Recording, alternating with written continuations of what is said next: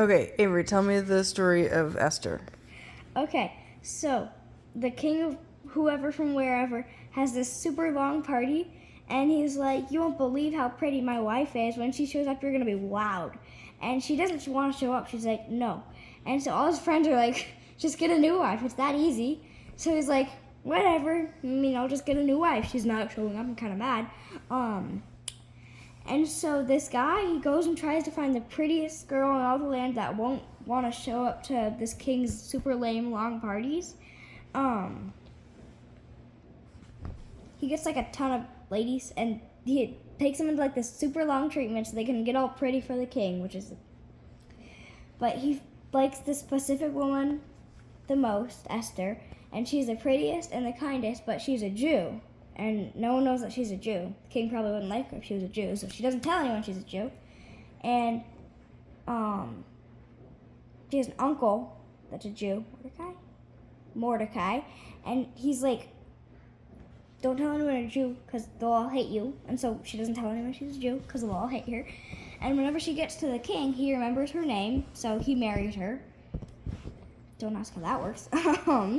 And then she overhears this story about two people that are gonna kill the king. They want to ambush him and murder him because that's how people were back in the day. And so Mordecai told Esther what he heard, and Esther was like, well, I better tell the king. And so she tells her husband, and he's like, I don't want to be killed. And so he captures the servants, and she tells him that Mordecai saved his life. And so that happens. Cool. But then Mordecai is the only Jew that won't bow down to the king's bestie, Haman. He's king's kind of second in command. He's kind of mean, rude, kind of like the bully at your school. But he wants everyone to bow down to him like he's God. But no one, everyone's sure because they're scared of him. But Mordecai's no. And so he doesn't. And Haman got it out for him. He's like, those Jews. And so he tells the king that all the Jews are plotting to kill him and stuff. And they're like, well, he's like, that's not good. No. And so they cast lots or whatever. And they're like, let's kill the Jews on this day. And they're going to do this big battle and see if they can kill the Jews, which is probably not the smartest decision. Yeah. And Esther's like, oh no, I'm a Jew. And then Mordecai's like, Esther, you have to do something or all our people are gonna die. So kind of from a superhero movie, Esther's goes up to the king. She's not supposed to. This is weird or some super controlled rule or something. But she's not supposed to go see the king unless she's called for. And so she goes and sees the king like a normal person would do. And then she's like, I'm gonna die, because she's gonna die if she's not allowed to talk to the king or whatever. But the king forgives Esther because she's so batty.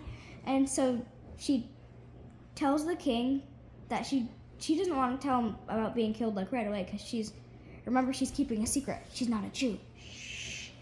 And so she's like, why don't you come to a party with me? Just you, me, and Haman.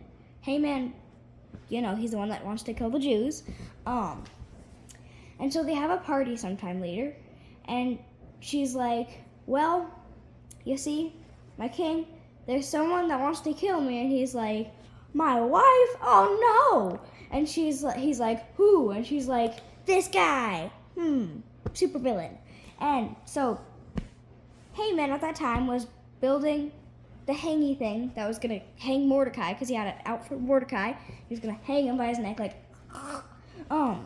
the king ended up using the gallows, that's what it's called, right?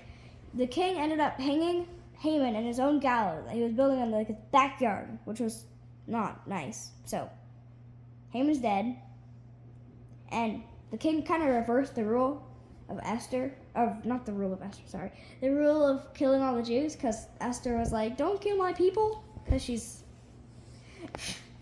And so they ended up kind of reversing the rule. He couldn't fully reverse the rule, but since he gave all the Jews weapons, and everyone was like, wait, we're supposed to be on the side of the Jews. Why would we kill the Jews? And so the Jews didn't die completely. That's how Esther saved the Jews.